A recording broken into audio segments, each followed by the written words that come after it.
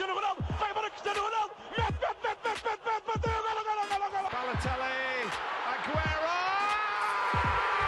Posse de bola para Portugal, vai Éder, chuta!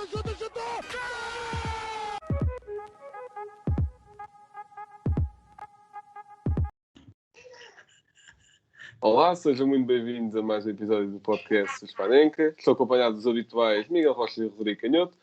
E hoje, como convidado, temos Rui Miguel Tovar, um jornalista desportivo muito conhecido da nossa praça, que, para quem é conhecedor de todos os conteúdos que há sobre futebol, faz, por exemplo, os podcasts do Observador sobre Desporto, ou fazia há pouco tempo. Não, ainda faz, exatamente. E, para quem apenas vive no mundo do Twitter, vai dando uns bons factos de vez em quando, depois que há assim uma final, ou uns troféus, também são factos bastante interessantes, e que admito, já roubei um ou dois para aqui, para a rúbrica de final de episódio, sou menino para admitir isso. Pronto. Para o que nós vamos estar aqui a debater hoje nós aí há coisa de 2 semanas trouxemos o Pedro Fragoso Matraquilhos para falar sobre as melhores equipas da história, mas equipas enquanto clube, ou seja, lá está, Ajax Cruyff, Barcelona do Guardiola, etc. Hoje vamos estar a fazer o melhor 11 da história por jogadores, portanto é algo bastante pessoal também, depende de como cada um vê o futebol. E, como lá está, nós somos os três do século XXI, temos uma visão se calhar um bocadinho mais reduzida, também quisemos chamar um conhecedor do futebol para fazer isto connosco. Portanto, começa-se pela baliza, não é verdade? Rui, podes começar podes dar o pontapé de saída, digamos assim. Obrigado pelo convite. Eu só fiz o meu 11 com base em jogadores que eu tenha conhecido, que eu tenha visto. Porque, obviamente, que o Cruyff, o Beckenbauer, o Di Stefano, eu conheço-os, né? De ouvir falar, já vi alguns resumos, alguns jogos até, mas para ter uma opinião, para formar um 11, seria desigual. Portanto, não podia por aí, preferia ir para os jogadores que eu vi e aqueles que já terminaram a carreira. Portanto, o lateral direito, o meu lateral direito de sonho é o Daniel Alves, mas ele ganhou agora o torneio olímpico como capitão do Brasil. Não me vou aventurar a pô-lo, porque senão tinha que pôr o Messi, o Ronaldo, e eu prefiro pôr jogadores que já acabaram a carreira, portanto, que as contas já estão feitas, o deve e o haver já está devidamente pensado, repensado, e portanto, eu fui por esse, quando vocês me deram um convite, e agradeço imenso mais uma vez, porque partir para esse 11 dá-nos sempre muitos nós na cabeça, no bom sentido, porque ficamos sempre a pensar no guarda-redes, no lateral direito, vamos jogar com 4 defesas ou não, mas eu acho que montei uma equipa equilibrada. Vou começar pelo guarda-redes. O melhor guarda-redes, que por acaso é a posição mais ingrata de todas, porque não consigo ser taxativo. Nas outras posições eu consigo dizer, para mim é este e pronto. No guarda-redes sou mais volátil, mas diria que aquele que mais me encheu as medidas, daqueles que eu vi jogar e que já acabaram a carreira, volto a dizer, é o Schmeichel. Tem a ver com a sua propensão para chegar a um clube e vencer. O Manchester United não era campeão inglês, se não me engano, há 19 anos. Ele chegou e foi campeão. Claro que não foi só ele é um guarda-redes, não é? Mas a chegada dele implica muita coisa. E ainda por cima, uma chegada ele vinha do Brøndby, da Dinamarca, não era assim tão conhecido. Já em 99, quando ele chegou ao Sporting, aí sim, era uma figura. Tinha sido ele o capitão da última final europeia entre o Bayern e o Manchester United, que o Roy Keane estava suspenso, e então a braçadeira foi do Schmeichel. E quando ele chegou ao Sporting, o Sporting não era campeão há 18 anos, não era campeão desde 82, e foi campeão em 2000, e aí sim notou-se, porque aí nós pudemos ver semana após semana, ou jornada após jornada, a sua influência, e aí notou-se que de facto era um guarda-redes diferente, não é só um guarda-redes que defende ou que grita com os defesas, e ele gritava imenso, mas era um guarda-redes que impunha respeito junto do adversário. E isso é um dom que muitos poucos guarda-redes têm, e foi esse o fator que fez desequilibrar todos os outros, porque o guarda-redes italianos, os anos 80 e 90 foram prodigiosos. O Taffarel, para mim, também era um guarda-redes muito bom, sobretudo naqueles momentos em que era preciso ser guarda-redes. Ele, de facto, era o guarda-redes do Brasil. E há muitos outros, mas eu fico-me pelo Schmeichel. Imagino que vocês, obviamente, com esta escolha mantenham noções do que é o Schmeichel. O filho está aí também na seleção, mas o Peter era um guarda-redes muito diferente de todos. Olha, posso começar já eu, porque tivemos a mesma opção, eu também optei pelo Schmeichel. Okay. E pronto, já deste aí uma enorme justificação, portanto eu vou falar pouco, mas porquê? Principal motivo. Teve no Sporting, e podia acabar já aqui.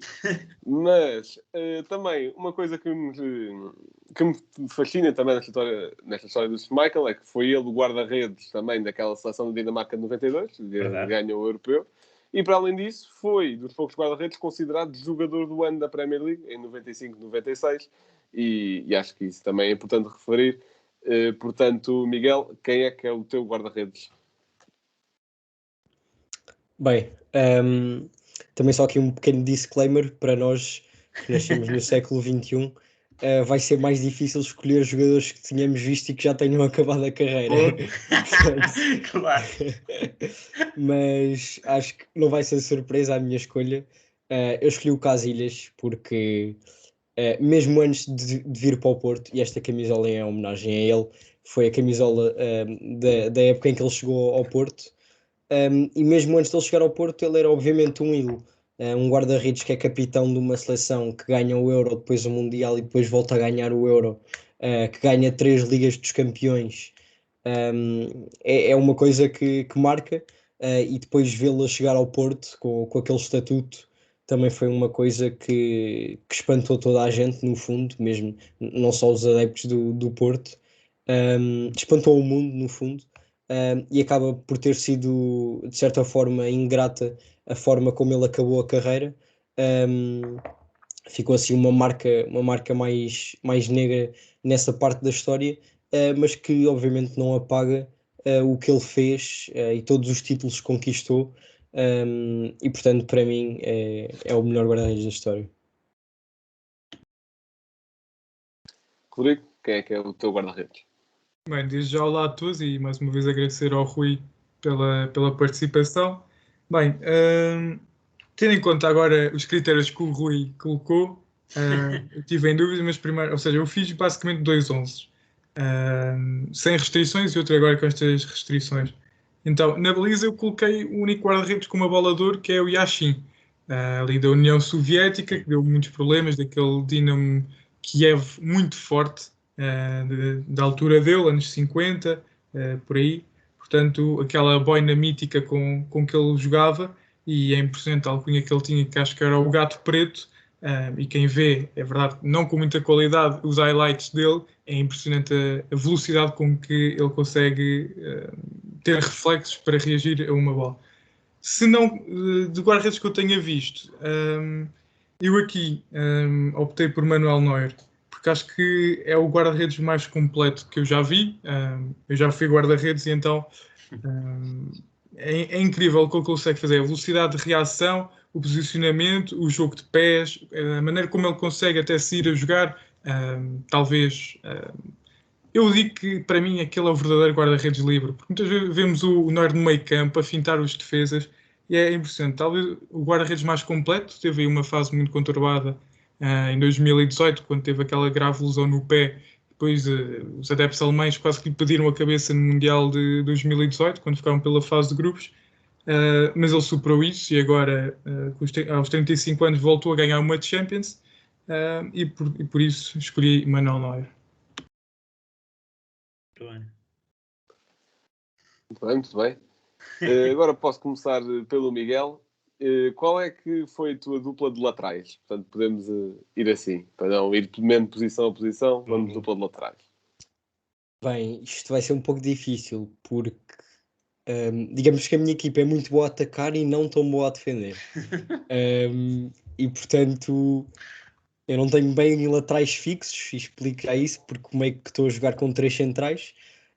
mas se tivesse que dizer, vou deixar só um para central mesmo e os outros dois podem ficar como laterais. E escolhi o Maldini e o Cafu, o Maldini para a esquerda e o Cafu para a direita. E pronto, por isso mesmo o Maldini, tendo em conta que jogava tanto a lateral esquerdo como a central, pulo aqui nesta posição de 3 centrais, mas a atacar mais pela esquerda, digamos assim. E pronto, foi um jogador que acabou a sua carreira em 2009, portanto não me lembro assim muito bem dele, mas vídeos obviamente que já vi bastantes. Estava a começar a ver futebol nessa altura, mas é um jogador que a melhor imagem que eu tenho dele é um jogador a fintá-lo pela direita e ele a correr atrás e faz uma tackle, uma rasteira e fica com a bola mesmo colada ao pé. E é uma coisa que eu nunca vi. Essas são dos melhores cortes que existem. E portanto ele era um jogador impetuoso a defender, tem 5 Champions, tem 7 ligas italianas, ou seja, é uma lenda, fez toda a sua carreira pelo Milan, e depois pronto, pela seleção também foi capitão durante vários anos, participou em, se não me engano, 3 Euros e 3 Mundiais, ou seja, tem muito currículo pela seleção também, e portanto acabei por escolhê-lo. E depois o Cafu também terminou a carreira por volta dessa altura, 2008, 2009.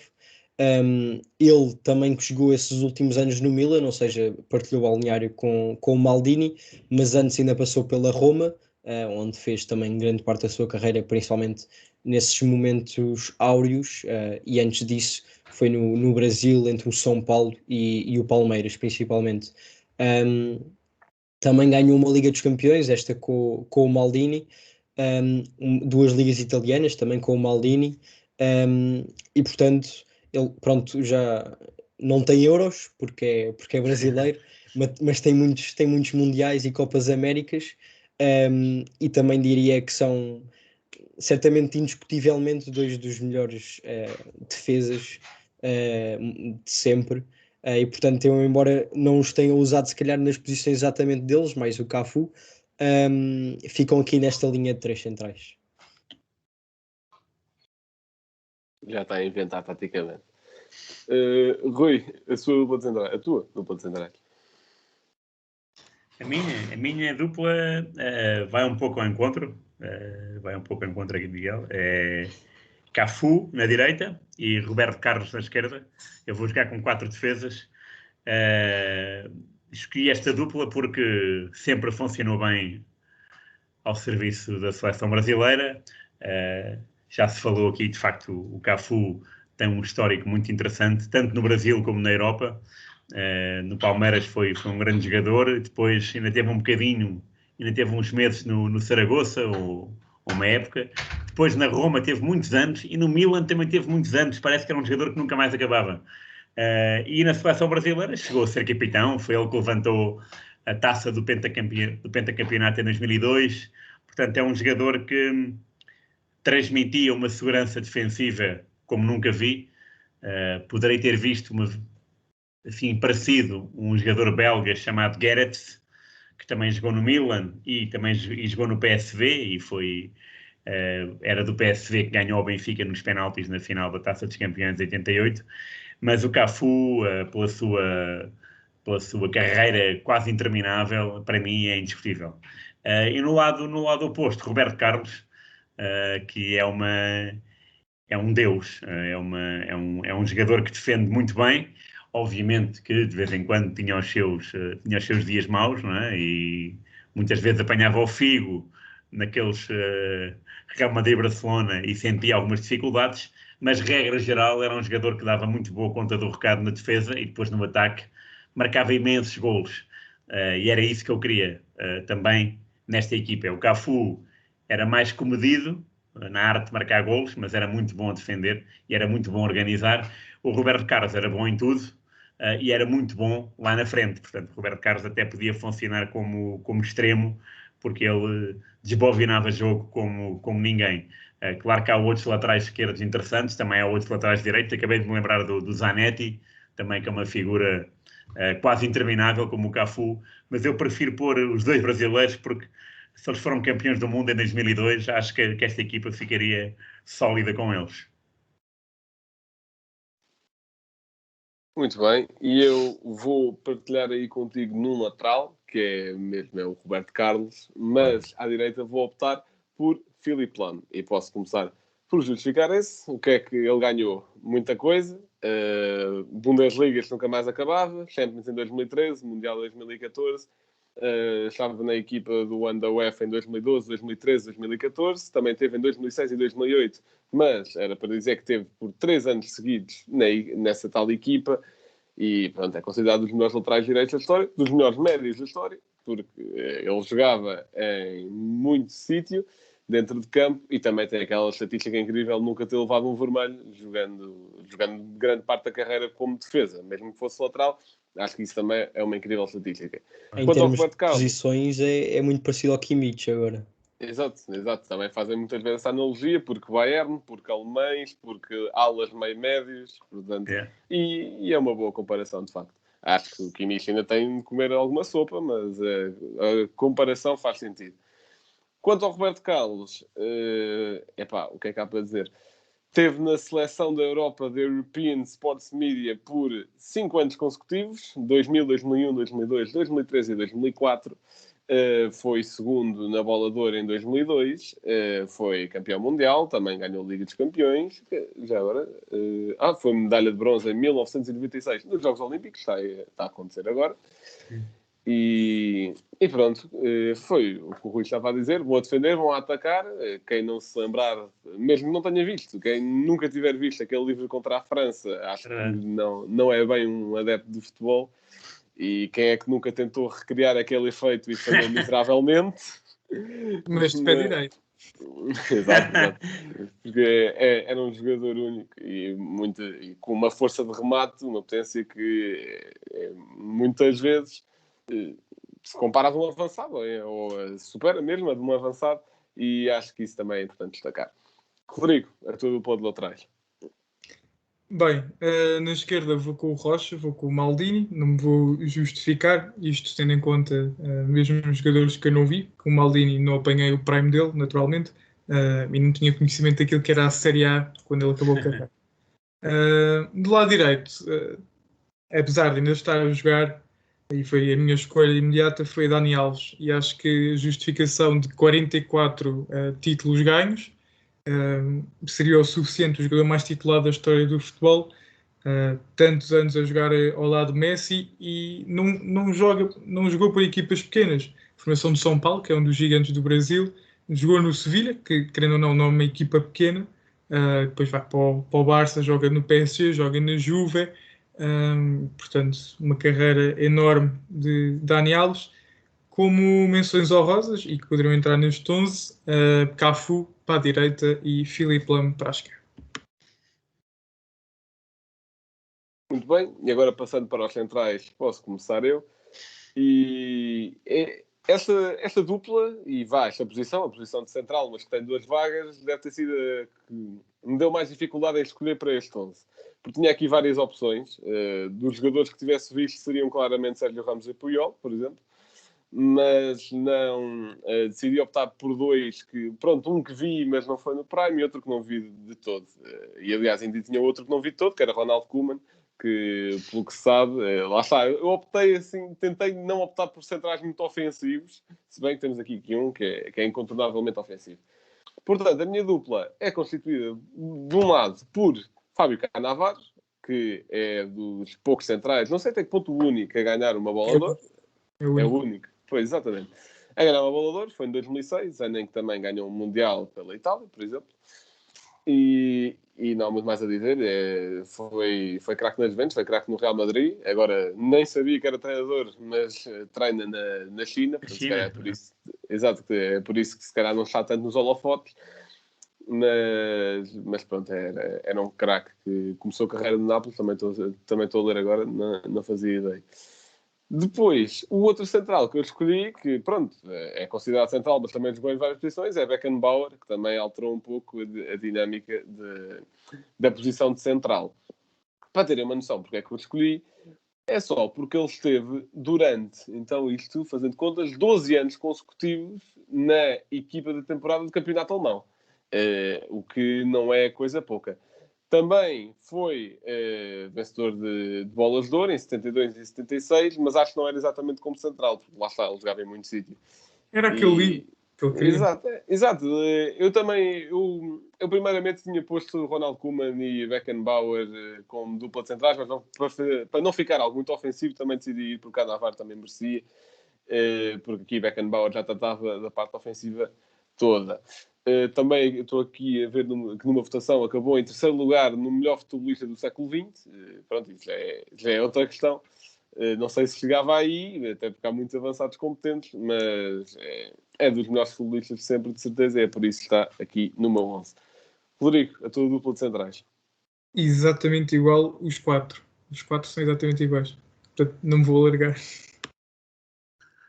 Ok, é bom sabermos que estamos em sintonia para alguma vez que seja. Miguel, a tua dupla de centrais ou tripla? Tu é que vais saber isso. Bem, não, pronto, eu joguei com o Maldini e com o Cafu e, portanto, o meu terceiro central, digamos assim, vai ser só um.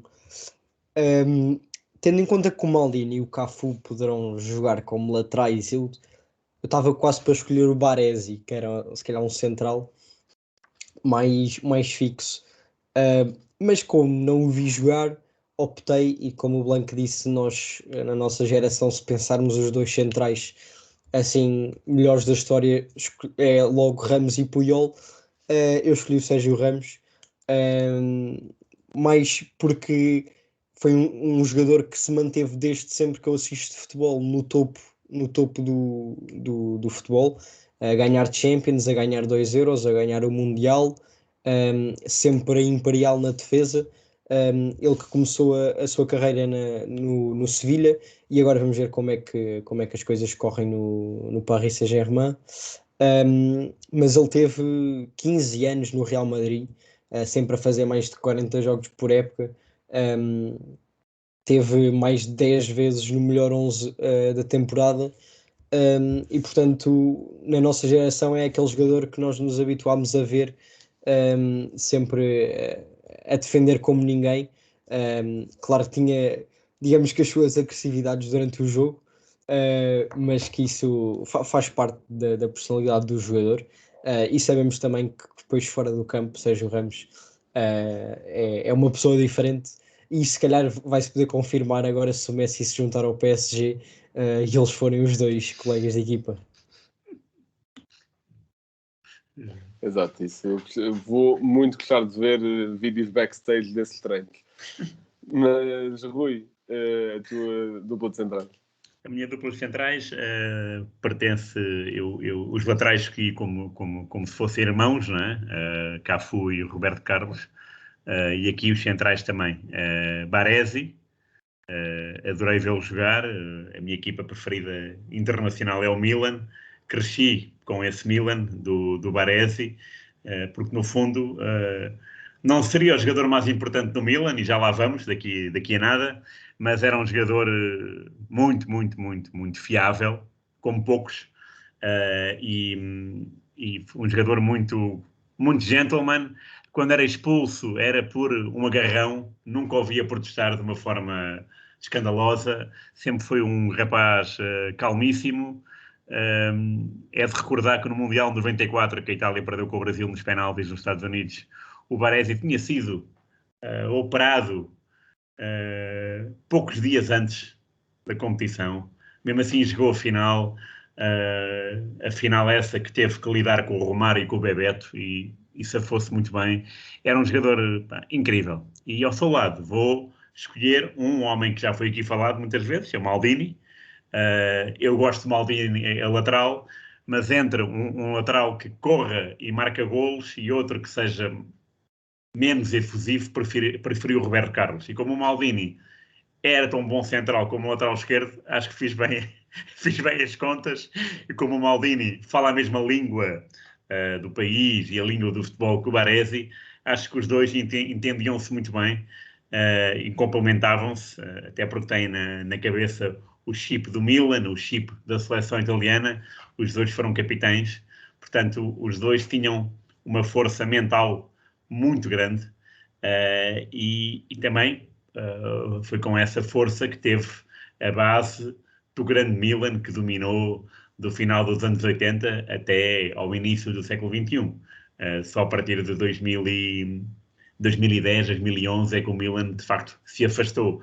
De resto, antes disso, foram 25 anos de muita pujança, tanto em Itália como na Europa e no mundo, e disso se deram conta o Baresi e o Maldini, que eram duas figuras indiscutíveis, não só pelo número de jogos, mas também pela regularidade acima da média, que uma coisa é fazer, de facto, 40 jogos, mas 40 jogos bons, muito bons, e de facto o Baresi fazia 40 jogos muito bons, o Maldini também fazia 40 jogos muito bons, e no ano seguinte eram capazes de repetir esses 40 jogos, a jogar melhor ainda.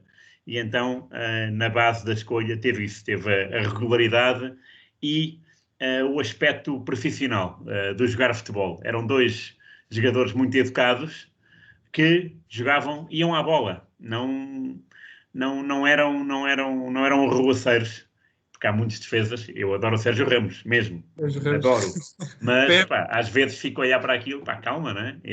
O Baresi e o Maldini não eram capazes disso, eram jogadores com outra mentalidade. Nenhuma crítica, só um elogio, de facto, a essa categoria de se manterem 20 anos saudáveis no mundo da bola, que é muito complicado.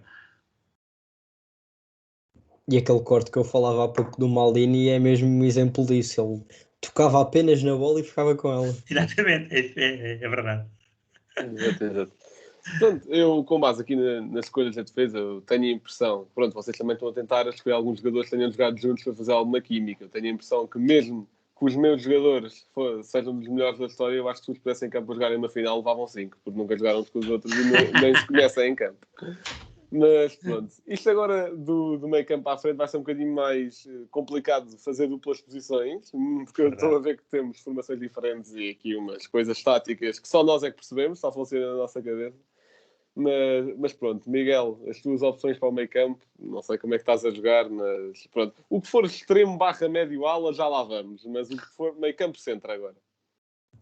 Ok, então meio campo centro, vou-te dizer 2, depois o terceiro deixo um pouco mais para a frente.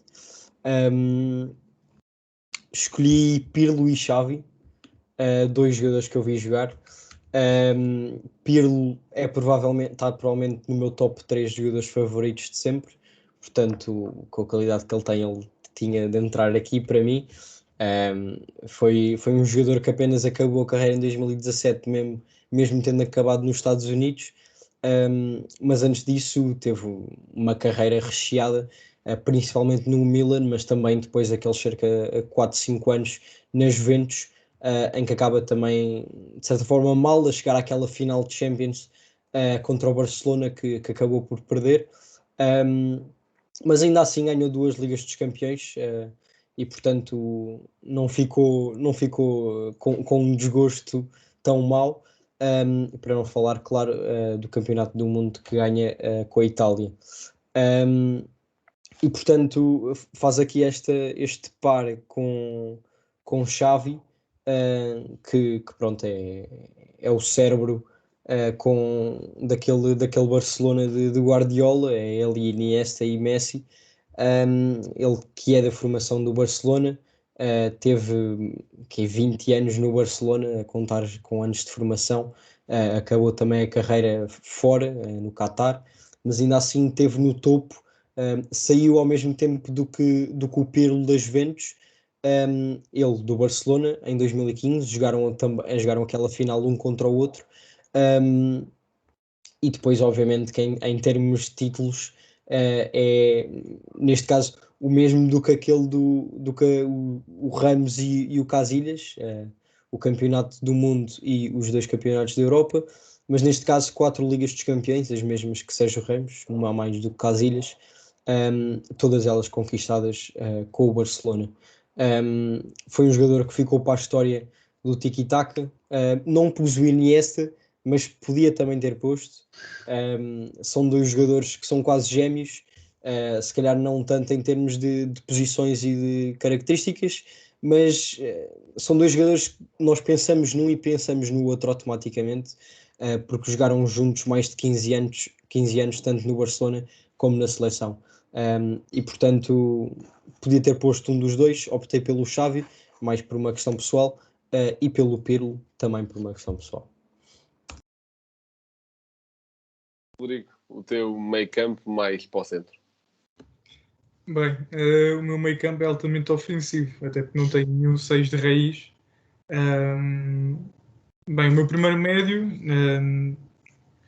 aquilo que os brasileiros chamariam de segundo volante, porque não tenho primeiro volante, é a Xavi, precisamente. Um jogador que me fez amar o futebol, a par do Puyol.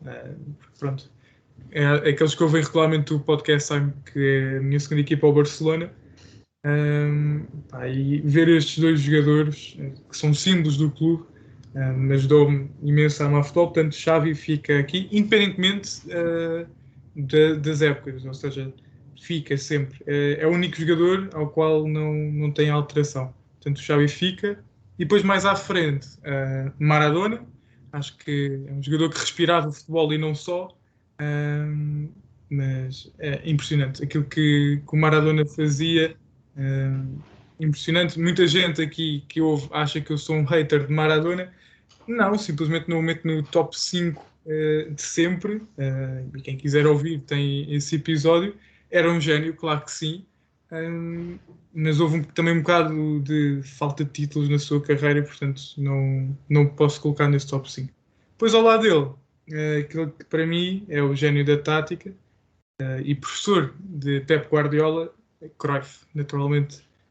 Claro que Cruyff jogava um bocado mais à frente, mas há que adaptar aqui as coisas, porque há muita gente de qualidade, e aquilo que o Cruyff jogava e fazia jogar, que é ainda mais importante a meu ver, na posição dele, era impressionante. Golos, assistências, são números espetaculares e, claro, títulos. Faz parte daquela equipa que o Blanco considera a melhor da história.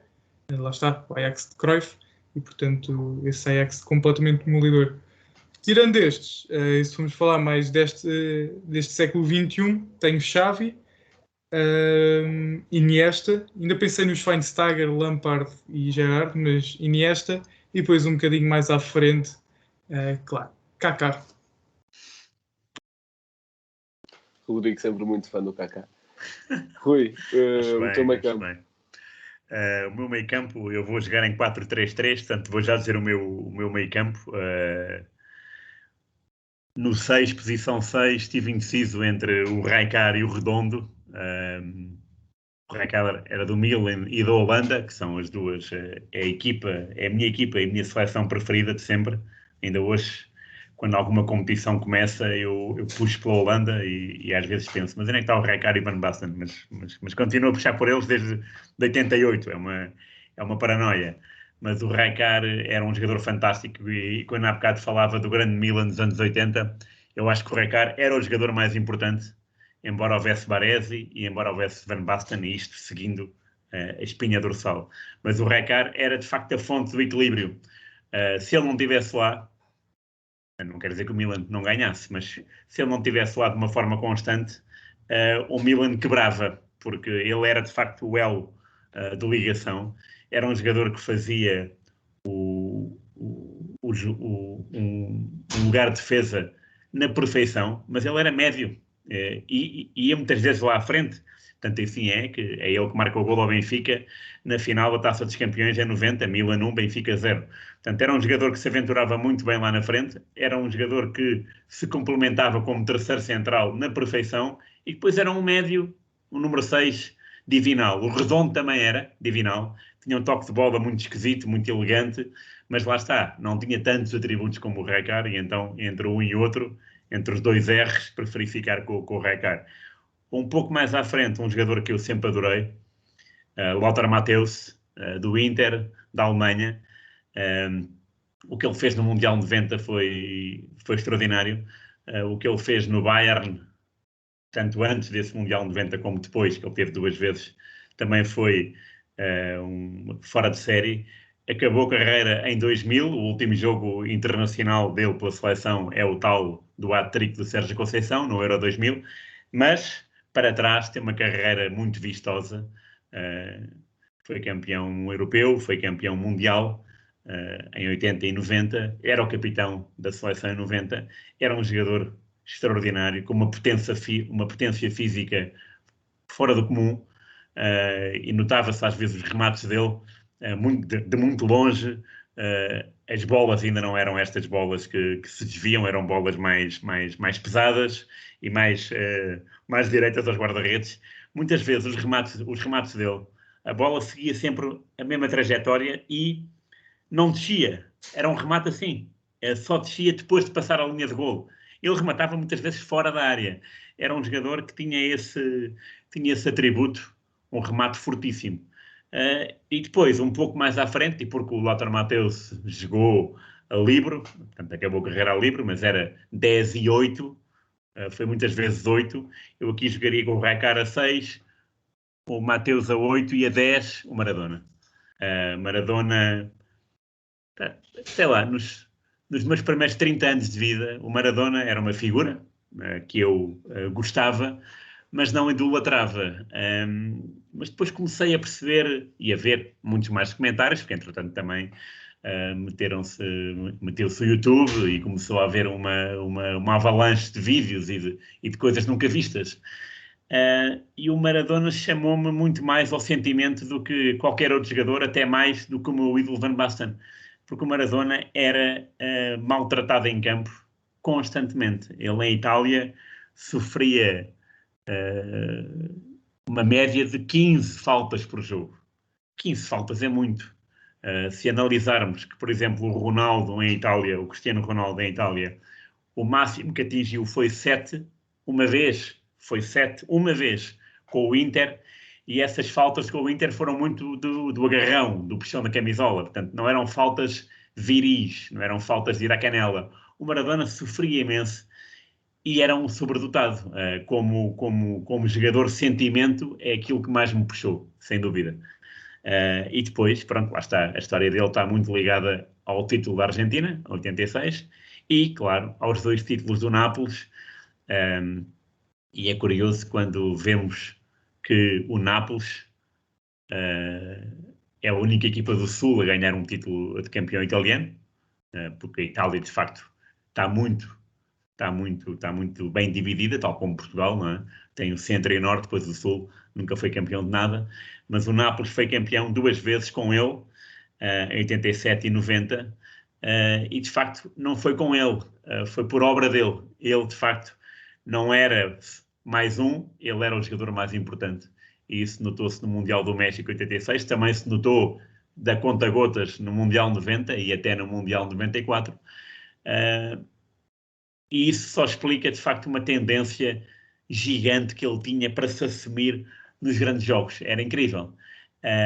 E o curioso é que ele e o Matthäus foram sempre rivais, mas foram sempre grandes amigos. E isso notava-se no fim dos jogos, tanto nas finais Alemanha-Argentina, do Mundial 86 e no Mundial 90, como no final dos jogos entre Inter e Nápoles. Havia ali uma cortesia muito simpática, havia uma boa sintonia, uma boa onda, e é por isso que acho que eles funcionariam muito bem com o Rijkaard. Portanto, este é o meu trio de médios. Mas olha, para mim, Pirlo, divinal, claro, né? Fora de série, e Xavi, é claro. Se me dissesses, se não me pedissem, ou melhor, se eu não lesse o vosso e-mail sobre este programa e perspectivasse uma equipa da minha onda, o Xavi seria o eleito, que nunca vi um jogador como ele. Ele, de facto, pensava as jogadas muito antes dos outros, e se calhar até antes dele. Ele pensava tudo com muita antecedência. Foi é o jogador mais cerebral que vi. Pois, e aí eu quase ia chorando quando disseste Rijkaard, porque ele tem uma história com o Sporting que eu ainda não percebo até hoje como é que aconteceu. Mas pronto, também já mencionaram Pirlo, que faz. Eu só vou com 2 médios quando estou a jogar num 4-2-4. Lá está, coisas que funcionariam no FIFA que não funcionam na vida real. Pronto, Pilvo, porque para mim é um jogador de uma classe autêntica, aqueles passos que ele fazia e os próprios gols que ele marcava é algo fenomenal.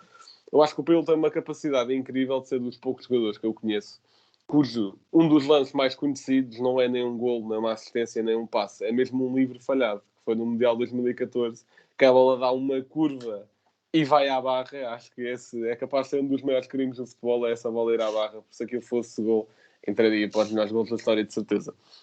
O meu outro médio centro, pensei em Xavi e Iniesta, obviamente, são dois jogadores indissociáveis. Pensei em Gullit, também por toda a revolução tática que teve na posição, mas eu tenho que ir para Zinedine Zidane, que é um jogador que também me enche as medidas por toda a sua classe, pelo toque de bola, pela forma como a fintar, e ele também usava e abusava da roleta, que também ficou algo muito característico dele. A forma como tinha sempre a bola colada ao pé na finta é algo espetacular. O seu toque de bola a receber, a passar, é algo incrível. Aquele golo em final de Champions contra o Bayer Leverkusen também é algo fenomenal. Foi bola de ouro em 98, se não me engano, ano em que a França ganha o Mundial. E pronto, é para mim dos jogadores mais incríveis. Agora, para extremos médios alas, Rodrigo, quem é que tu tens? Não sei com quantos avançados é que estás a jogar. 4-3-3 também. Portanto, Ok, então os extremos. ok. Olha, isso no Zidane, aquele gol que ele marca na final de Champions ao Leverkusen, o Leverkusen raramente ganha algum título, e então esse gol levou aos adeptos alemães a chamarem ao Leverkusen Neverkusen. Portanto, é assim gozado o Leverkusen na Alemanha, também graças a esse gol. Extremos foi mais fácil para mim, Ronaldo e Messi. A maior rivalidade saudável que temos, incrível, cada um bate o recorde do outro. Messi finalmente conseguiu ganhar um título internacional, algo que lhe faltava há muito tempo. Somos dois máquinas de fazer golos, o Ronaldo mais máquina e assim o Messi mais à genialidade. Acho que não tenho de justificar muito mais. São incríveis os dois. Com menções honrosas, pensei no Robben e no Ribéry. Lá está. Vocês estão em Isso parece um 11 inicial de 2013 da FIFA. Yeah. Pronto, eu posso dizer já aqui os meus extremos. Eu vou por Messi à direita e lá está. Acho que também não há muita coisa a justificar. 6 bolas de ouro. Agora não sei o número de cor, mas várias Ligas dos Campeões. Agora finalmente um título internacional. Não há muito a dizer, com toda a classe que Messi tem, com todo o talento que ele tem. Do lado esquerdo, vou por Ronaldinho Gaúcho, porque é dos jogadores que romantiza o futebol, no fundo, que torna o futebol algo divertido de se assistir e tenho pena que acho que ele porque ele jogava futebol para se divertir. Eu acho que é isso que o espectador, que é esse o sentimento que se passa ao espectador quando o Ronaldinho jogava. Ele jogava futebol para se divertir e tenho, em certa parte, pena disso, porque acho que se ele jogasse futebol para se esforçar e para ser o melhor, acho que ganharia mais bolas de ouro, se calhar, que Ronaldo e Messi. Porque o talento que Ronaldinho tinha era algo espetacular, é o símbolo do futebol brasileiro. Eu penso em Ronaldinho, tiveram muitos craques, até o próprio Pelé, mas eu acho que quem representa mesmo o samba brasileiro no futebol é Ronaldinho. Por toda a sua classe no drible, no remate, no passe, é algo incrível. Também é vencedor de Valador, é vencedor de Champions. Digamos que eu acho que desbrava um bocadinho o mate no Barcelona para depois o que vem a seguir com o Guardiola. Acho que o Barcelona, depois daquela tal equipa de Cruyff, cai um pouco e acho que é com a contratação de Ronaldinho que a coisa melhora e faz aí a transição para depois surgir Cruyff e também Ronaldinho, que fica para sempre ligado à história de outro maior da história, que é Messi, porque lá está, Messi marca o seu primeiro gol pelo Barcelona, vai para as cavalitas de quem? Ronaldinho Gaúcho. E acho que isso é incrível, parece uma espécie de passagem de testemunho. Que faz o passo para a sua estreia marcar, é o Ronaldinho. Olha, não sabia, não é o facto, mas pronto. Pode ser o Miguel, os seus extremos. Bem, eu se calhar aqui já devia ter falado do meu outro, mas vou adaptar então o meu esquema tático só para fingir que não me enganei. E portanto vou passar a jogar aqui num 3-2-3-1. E os meus Isto extremos. parece quase a formação do Tiago Mota quando começou a treinar, diz aqui treinar no Exato. 7-2 ou Pois assim. foi. Pois foi. Vou juntar, os meus extremos são também Ronaldo e Messi, mas aqui nesta linha de 3 faltava-me falar de Maradona. Pronto, ele era o meu médio ofensivo, no fundo. Sim. E eu percebo que o Rodrigo, pronto, nós fizemos aquele episódio do top 5, o Rodrigo acho que foi o único de nós os três que não o pôs, e eu percebo o argumento de que lhe faltavam títulos, mas no fundo se pensarmos bem, o Nápoles tem os únicos Scudettos por causa do Maradona. Ele ganhou aquele campeonato do mundo pela Argentina, e foi o Maradona que o ganhou. Ganhou o único troféu internacional pelo Nápoles, mesmo tendo sido uma Liga Europa. É verdade que não ganhou a Copa América de 91, ele só jogou a Copa América de 89, depois a de 91 já não ganhou, mas estava aquele ambiente de Maradona, digamos assim. E pronto, tem toda aquela sua genialidade, que tal, acho que é como o Rui estava a dizer. Se calhar no momento não dava tanto para nos apercebermos, no meu caso não, porque não assisti, mas para nos apercebermos de quem era Maradona, mas depois percebendo todo o envolvimento e tudo o que ele produziu, mesmo no sentido do impacto que teve, neste caso mais no Nápoles, numa equipa que, tal como o Rui dizia, está no sul de Itália, que não ganha muito. Yeah. É uma coisa diferente e não é o mesmo do que estar num Barcelona e ganhar tudo. Ou seja, ele teve 2 épocas no Barcelona e saiu do Barça para ir para uma equipa como o Nápoles e aí sim ganhar os 2 campeonatos e a Liga Europa, e ainda, enquanto estava no Nápoles, ganhar o Mundial pela Argentina. E portanto acho que é um impacto astronómico, e portanto ele é aqui o meu médio ofensivo. Depois os extremos, pronto, é aquilo. O Rui, como não pôs nem Ronaldo nem Messi, se calhar vou deixar o tempo para ele falar dos seus extremos, mas aqui só como menções honrosas, pus Ronaldinho também, concordo em tudo o que o Blanco disse, pus Beckham, que é também dos meus jogadores favoritos de sempre. E depois, para completar aqui só uma coisa, porque o Blanco estava a falar aquilo de Ronaldinho, se tivesse cabeça, teria bolas de ouro.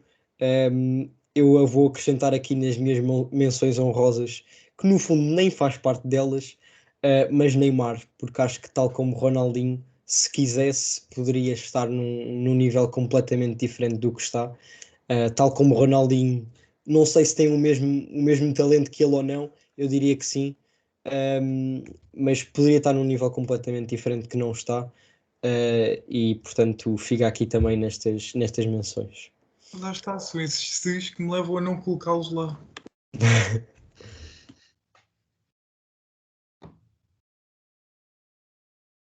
Bem, e agora falta os extremos do Rui. Pois, olha, eu queria saber se eu vou jogar em 4-3-3. Digo os dois da frente ou digo já os 3? Como é que é? Podes dizer já os 3 e assim Os 3. depois Tá bem. passamos Então, para o assim, resto. eu não tenho assim bem extremos, ou melhor, tenho um extremo, extremo esquerdo é o Futre. Sempre foi o meu jogador preferido, sempre foi o meu ídolo. Estou a falar do futuro jogador, não é? Acompanhei desde os júniores do Sporting. Não houve ninguém na formação do Sporting que conseguisse chegar a um nível tão alto como ele, nem sequer o Figo nem o Ronaldo, e isso vi eu, e isso dizem os jogadores que acompanharam o Futre e outros que acompanharam o Figo e o Ronaldo. Futre foi aquele que marcou mais gols, foi aquele que mais representou a genialidade em campo de uma forma absurda. Depois transferiu-se para o Porto, foi campeão europeu, é autor de jogadas fabulosas. No Atlético Madrid também consegue algum protagonismo, mas é claro que se ele tivesse ido para outro tipo de clube, mais ganhador, porventura teria sido mais famoso ainda. Mas para mim, na minha cabeça, ainda está o futuro do Sporting, porque foi aquele futuro que aprendi a ver. Estamos a falar de uma época em que era tudo muito mais limitado, não havia muita televisão, não havia muitos jogos, mas o Futre é uma figura indiscutível para mim em qualquer 11 e fica bem colado à esquerda. Outra figura... Já agora, Rui, só dizer diz. um dado curioso, que ele no Milan fez apenas um jogo, mas mesmo assim conseguiu ser campeão italiano. Foi verdade, sim. Foi ganharam 7-1 à Cremonese, ele foi titular. E quem entrou para o lugar dele foi o Roberto Baggio, que é outro jogador que eu adoro, não é? Mas como o Zidane, como o Ronaldinho, como o Beckham, mas não cabem todos, não é? E então agora que vocês estavam a falar do Ronaldinho, pois é, o Ronaldinho, e até o Zidane, mas não me lembrei deles de uma forma tão presente como o Maradona, como o Mateus, mas dizia eu, Futre para mim indiscutível. Depois há outra figura que eu adoro, que é o Cantona. Para mim não teria posição fixa, era tipo vagabundo, não é? Ele jogaria certamente, ele seria o único jogador assim problemático nesta equipa, o único jogador anárquico, mas tudo o que ele fez, tanto de bom como de mau, foi sempre especial, porque ele era de facto um jogador que conseguia concentrar as atenções, porque conseguia dar a volta a qualquer deslize, e ele teve muitos deslizes, mas conseguiu sempre compensar isso com muita genialidade em campo. É claro que teve um treinador que sempre o compreendeu, o Alex Ferguson, mas um jogador que ganha um campeonato inglês pelo Leeds United, que nunca mais foi campeão inglês, em 92, e no ano seguinte transfere-se para o Manchester United e é campeão para o Manchester United, há ali qualquer coisa de especial. E os anos confirmaram-no. Ele, de facto, foi um jogador que soube pôr muita pimenta no seu jogo, mas tinha uma beleza, era muito artístico, e acho que esse lado é necessário em qualquer equipa. Portanto, Futre, Cantona, e depois, como fixe no meio, tem que ser o Van Basten. É o meu ídolo e é por isso que eu também acompanho. Foi a partir daí... A carreira aos 28 anos devido à lesão, não foi? Foi muito cedo. Ele dizia que mal conseguia andar com os dois. Não conseguia andar. Mesmo assim, ganhar 3 bolas de ouro até aos 28 anos é uma coisa que só o Messi conseguiu superá-lo. O Messi tinha 4, se não me engano. O Van Basten conseguiu 3. Estamos a falar de uma altura em que o rival do Van Basten competia com Maradona, também chegou a competir com o Gullit, que era seu companheiro de equipa, companheiro da seleção. Mas competir com o Lothar Matthäus, era outro mundo, e o Van Basten sempre se distinguiu, não só por gols bonitos, mas também por muitas assistências. Era um jogador que era muito virtuoso na arte de ajudar os outros, muito embora fosse extremamente egoísta na forma como lidava com os problemas. Raramente era amigo do treinador, do Sacchi, mas isso não impediu de ser o jogador que era, porque conseguia em campo transformar uma inimizidade numa amizade. E a amizade que ele tinha com a bola e com o guarda-redes contrário era uma coisa de outro mundo. Claro que o Ronaldo Fenómeno, Romário, Batistuta, os jogadores também do outro mundo. Mas lá está, o sentimento puxa-me para o Van Basten, e esta seleção é muito mais do sentimento do que outra coisa. E então a escolha no Van Basten, para mim, é uma escolha, é como a do Futre, é uma escolha natural. A do Cantona eu tive que procurar. Agora, Van Basten e Futre, para mim, são 2 indiscutíveis. Não sei como é que funcionariam em campo, mas acharia piada a vê-los juntos, nem que fosse por um jogo. Teria a sua graça e pronto, obviamente que o teu 11 não conta com Ronaldo e Messi, mas claro que para relembrar a malta que está a ouvir e que já se esqueceu entretanto, que o 11 do Rui só conta a malta que já acabou a carreira. Verdade. E malta que ele viu jogar. Portanto, Rodrigo, o teu avançado, estás a jogar em 4-3-3, se não me engano, portanto o teu avançado. Mas eu tenho aqui 4 avançados que quero falar, divididos em 4 categorias. Mete os 4 já, agora jogas com 15, não, com 14. Não, o Tática Bruno Lage só resulta de vez em quando. Então, por aquele de toda a história, acho que tem de ser o Pelé.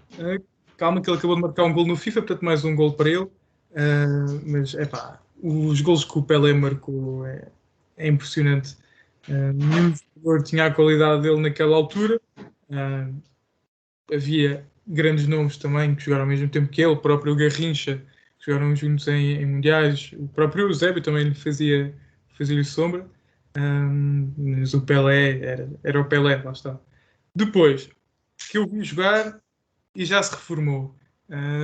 Vou aqui meter o Miroslav Klose, que melhor marcador de sempre da história de mundiais. Ele começou muito mal a carreira, estava com dificuldades em afirmar-se, mas depois foi crescer no Werder Bremen, Bayern, depois foi até Palácio. E curiosamente, lá está aquilo que o Blanco falava, até fazia química aqui com o Robben e com o Ribéry. Depois, Lewandowski, daqueles que para mim é o melhor 9 da atualidade, e bateu o recorde de um que estava aqui para menção honrosa, do Gerd Müller, mais golos numa época da Bundesliga.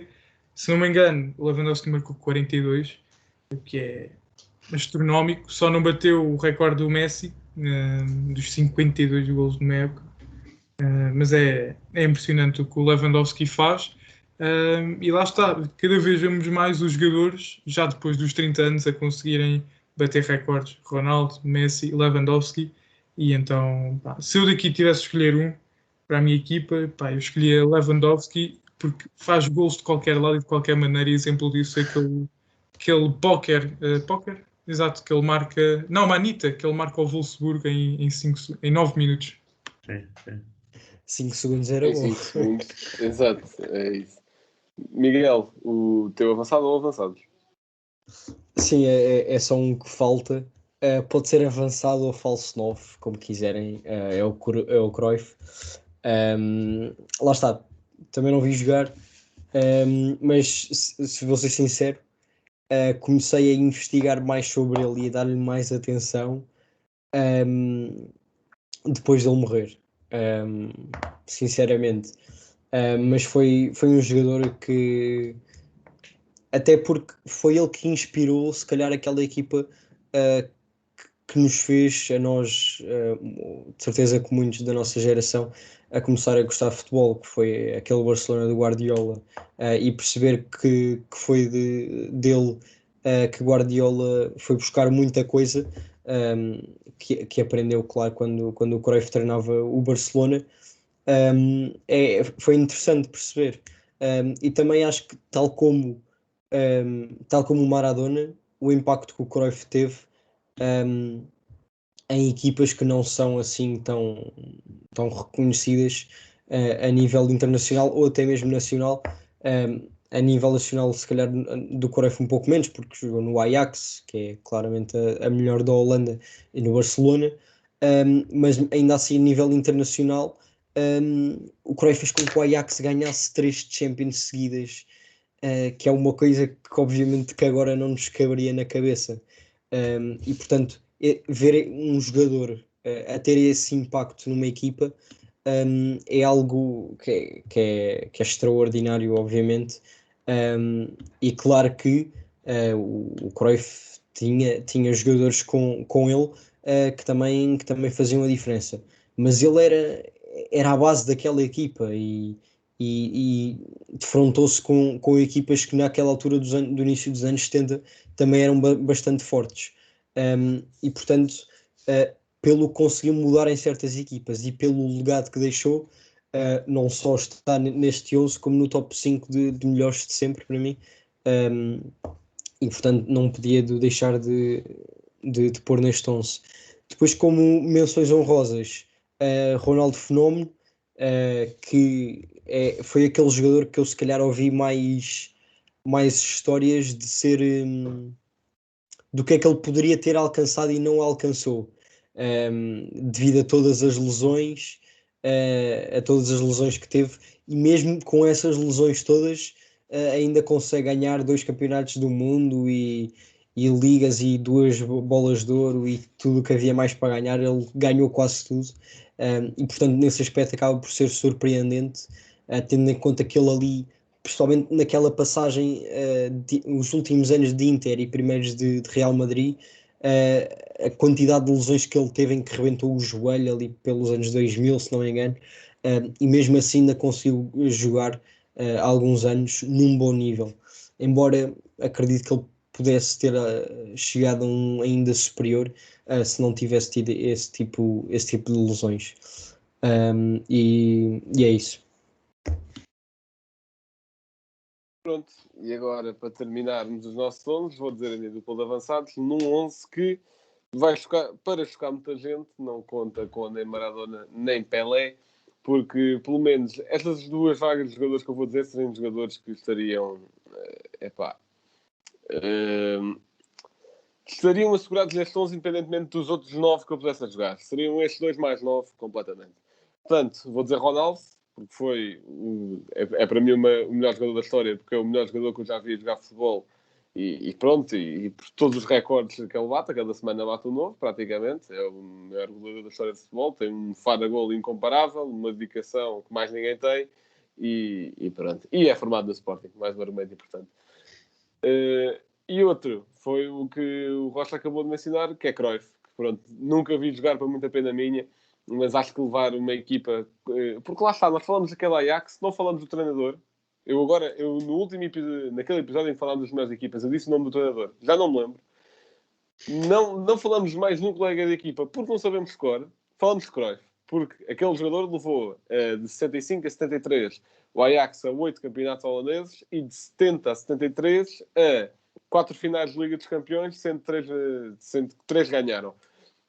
É algo espetacular, é algo que, para mim, aquela equipa funda o futebol moderno, com o futebol total, eu acho que aí começa. Depois o treinador também torna o Barcelona, revoluciona aquilo, mas isto é só a parte treinadora da coisa, senão também se tinha falado sobre o Zidane, que também é 3 Ligas de Campeões, é algo incrível, mas sobre Cruyff dos maiores mentores que eu posso ter, que pronto, mentores quase platónicos, digamos assim. Tu meteste o Messi ou não? Pô, extremo, pá, tem calma. Então, Já ias dar 8 no blanco. Yeah. Tenho aqui pedido desculpa pela minha reação há bocado, mas esqueci-me completamente do fenómeno que é só dos meus avançados preferidos de sempre. Eu tenho aqui escrito, mas não o li, portanto. Mas pronto. Boa, claro. Estás a chegar ao final de mais um episódio e, como sempre, o Blanco tem um facto. bem, o meu facto hoje vai-se misturar um bocadinho com o do Rocha, não faço ideia se é este o momento cultural que ele vai trazer, mas eu basicamente nos últimos tempos ando a ler um livro que saiu há pouco tempo, que se chama Futebol e Fascismo, que é escrito por Cristóbal Villalobos Salas. Eu não sei se é lá espanhol, mas apeteceu-me ler assim. Olha, é isso mesmo. Boas leituras, Rui. Ainda não acabei de ler, mas há uma história muito curiosa neste livro que me fascinou aqui, sem ser para facto, que é sobre diz que é o único jogo de futebol que Hitler viu. Portanto, o que é que diz a história? Obviamente que o livro fala um pouco sobre como o futebol era usado como propaganda nos regimes fascistas e uma parte do livro é só dedicada à Itália e à Alemanha nazis. E a Alemanha, em 1986, é a sede dos Jogos Olímpicos, que usa, obviamente, como forma de propaganda, e que até aquela história que no atletismo vence um americano negro e que Hitler fica bastante chateado por causa disso. Portanto, eu vou voltar a esses Jogos Olímpicos, mas não para uma prova de atletismo, para a prova de futebol mesmo. Portanto, o diretor que ficou encarregado, o membro do governo que ficou encarregado de coordenar os Jogos Olímpicos, se chamava Goebbels, achou que era importante Hitler ver um jogo de futebol, por muito que não gostasse do desporto. Hitler não era amante do desporto, mas achou que era importante ver para também servir como exemplo para o povo, e como o futebol juntava massas, achava que era importante dar esse exemplo. Portanto, Hitler deixou de ver a modalidade de remo, que era uma das suas favoritas, para ir ver um jogo de futebol Alemanha-Noruega. Um jogo que também foi escolhido a dedo. E porquê? Porque a Alemanha, na fase anterior dos Jogos Olímpicos, tinha acabado de dar 7 ao Luxemburgo e a Noruega não tinha grandes ambições. Portanto, o que é que aconteceu? A Noruega ganhou 2-0. Obviamente que o governo, os membros que estavam lá, não ficaram até ao final do jogo, saíram quando viram que aquilo já estava perdido. E pronto, e reza a lenda que Hitler nunca mais viu um jogo de futebol e pronto, acho que dá para perceber o porquê. Foi uma desilusão nacional e obviamente que ele levou a derrota com muito fair play. Claro que não, o selecionador alemão foi despedido e enviado para um campo de concentração e mais tarde, quando a própria Alemanha invade a Noruega, já naquela fase expansionista da Alemanha, já durante a Segunda Guerra Mundial, encontra-se com o selecionador da Noruega na altura que, adivinhem, também é enviado para o campo de concentração. Portanto, muito fair play e muito bom perder. Miguel, o teu momento cultural. Bem, hoje não podia deixar de ser diferente. Eu aqui já sugeri 2 livros do Rui, o Bola ao Ar e o Almanaque da Seleção. E, portanto, vou agora sugerir um terceiro que também tenho, que é a Fome de Golo. Ok. Que basicamente fala, nós aqui estivemos a falar sobre o melhor 11 de sempre, e este livro fala sobre os melhores, ou melhor, os 20 melhores goleadores que jogaram em Portugal ou que são portugueses. Pronto, tem jogadores estrangeiros, tem por exemplo o Pauleta, que foi formado no Porto nos Júniors, mas depois acabou por ser o melhor goleador, mas no PSG. Tem aquele avançado nigeriano, que eu agora não me estou a lembrar. Exatamente. Portanto, tem uma grande diversidade, jogadores açorianos, como o Pauleta, jogadores madeirenses, como o Pinga, e portanto é um livro bastante bom, que eu vou amei e ainda não acabei. Obrigado. Portanto, Rodrigo, quem é o teu emplastro? Bem, o meu emplastro já o mencionei aqui neste 11, com menção honrosa, mas conseguiu ser um emplastro, porque aquilo que acontece muitas vezes quando estás no topo é que tens dificuldade em encerrar a carreira e queres te manter sempre no topo, mas obviamente que o corpo muitas vezes não corresponde. Trago-vos aqui Schneider. Ele começou a sua formação no Ajax, estreou-se pela equipa principal na época 2002-2003, depois foi para o Real Madrid, onde esteve 2 épocas antes de ir para a Inter, onde praticou o seu melhor futebol, e onde muita gente acha que ele deveria ter ganho a Bola de Ouro no ano de 2010, ano que a Holanda, se não me engano, chega à final do Mundial. Depois vai para o Galatasaray, e depois vai para o Nice na época 17-18, onde faz 8 jogos. Eu pessoalmente não me recordava do Schneider no Nice. Ele depois vai para o Qatar, para o Al-Garrafa, não sei bem pronunciar esta equipa, mas pronto, fica aqui o meu emplastro, que é Schneider no Nice. E com isto terminamos o episódio. Mais uma vez agradecer a presença aqui do Rui. Obrigado, eu. Rui, se quiseres, não é que preciso muito da nossa divulgação para alguma coisa, mas se quiseres divulgar algum projeto que tenhas que esteja aí para vir, ou alguma coisa que já estejas a fazer. Não, tenho um projeto, a Seleção Nacional A, portuguesa, vai fazer 100 anos. O primeiro jogo da seleção foi em 18 de dezembro de 1921. Portanto, em dezembro cumprem-se 100 anos do primeiro jogo. E eu falei com a Federação no sentido de fazer um livro com os 100 melhores jogos, mas não da Seleção A, das outras seleções que não são muito tidas nem achadas, porque o que interessa é o A, não é? Fora aqueles momentos em que conseguimos ser campeões europeus sub-16 ou sub-18. E então a ideia foi aceite e estou a trabalhar nesse livro dos 100 melhores jogos que envolve as seleções jovens, todas, e depois também envolve a seleção de futsal, porque isso também faz parte da federação, e a seleção do futebol de praia. Então é um bolo imenso de futebol de praia, futebol de pavião e futebol de 11, a ver se me organizo e se consigo acabar isso em tempo útil. Olha, esse futebol praia que em 2005 jogou a final contra a França, que tinha o Cantona a jogar. É verdade. Esse livro virá certamente aqui para um momento cultural, meu. Obrigado. Pronto, então também desejar aqui ao Rui uma boa sorte. Obrigado, igualmente também para vocês. E também para obrigado deixar... pelo convite. Continuem a usufruir e a fazer propaganda certa do futebol, ainda bem. Gosto muito desses desafios. Continuem assim. Vou estar atento a tudo. Ok, muito obrigado e pronto, estejam atentos também aos próximos livros do Rui e a tudo o que seja trabalho dele. Quanto a nós, podem seguir-nos no Instagram, Facebook, Twitter, etc. Se quiserem ouvir este podcast de outra plataforma que não a que estejam a ouvir agora, YouTube, Spotify, Apple Podcasts, Google Podcasts, tudo o que for plataforma de áudio habitual. Muito obrigado por terem ouvido mais um episódio e até à próxima.